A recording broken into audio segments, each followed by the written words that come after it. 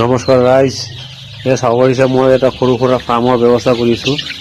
এয়া চাব পাৰিছে, এতিয়া মোৰ দুপৰীয়া টাইম, সিহঁতক দানা দিবলৈ টাইম হৈ গ'ল। মই দানা দি আছোঁ মুৰ্গীবিলাকক।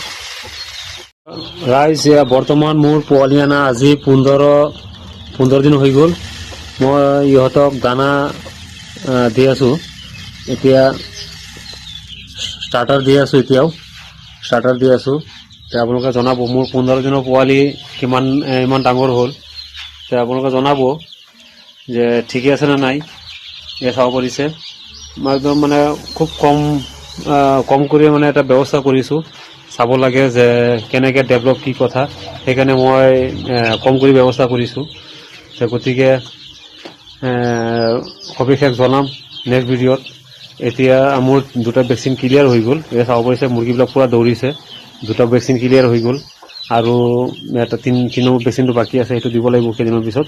মোৰ মোটামুটি 15 দিনৰ ভেকচিন ক্লিয়াৰ হৈ গ'ল। পোৱালি পূৰা সুস্থ হৈ দৌৰি আছে, এই চাব পাৰিছে।